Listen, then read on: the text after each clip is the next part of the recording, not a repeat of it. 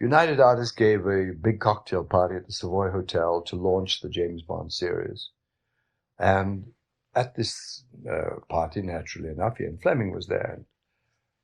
And he came across with Cubby Broccoli, who introduced us, and we were talking for a few minutes, and he said, yes, he said, you're the director. You're the man who's going to spoil my books, he said, with your directorial touches. I said, Mr. Fleming, I don't know about you, but I said, my last film won the gold medal at the Venice Film Festival. I don't know what prizes your books have ever read. He said, my God, you're a prickly customer, aren't you? And I said, no. I think he was a little bit drunk at the moment, too. I said, but, we should do everything we can to make your books a big success.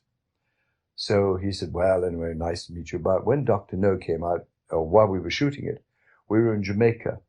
And one of the days, fun enough, it was the day we were shooting Ursula Andrews coming out of the water. We then had a scene where she ran across the beach.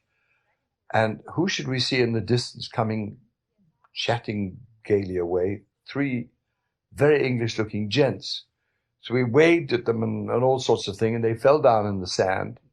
And when we said cut, they came forward looking rather sheepish. They were Noel Coward, a famous English, a very intellectual writer and essayist called Peter Cornell, who was the editor of, like, the New Republican in this country, and Ian Fleming.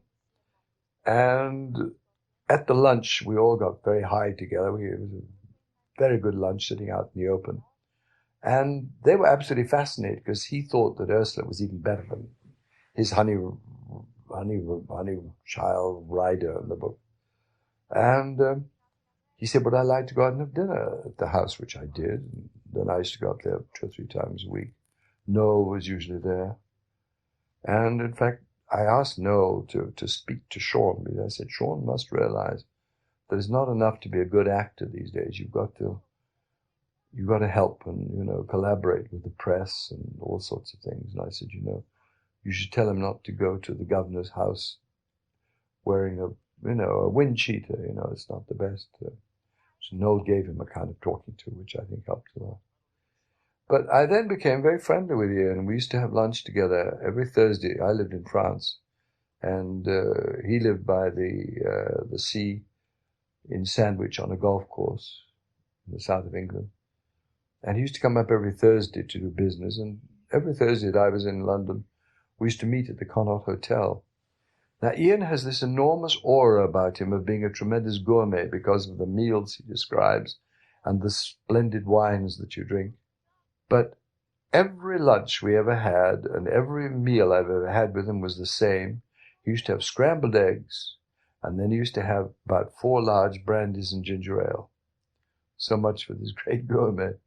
And I used to feel very embarrassed because I'd be having a damn good, we'd take alternate weeks to pay, And I felt terribly guilty, and after this had been going on for about a year, I said, look, Ian, this is silly. I must do 3 at a time and you do 1 because, I'm having wine, I'm having a 4-course lunch and everything. He said, dear boy, he said, you've made me a very rich man. He said, I'll keep on like this, he said. And unfortunately, he died after From Russia with Love. He came out to Istanbul.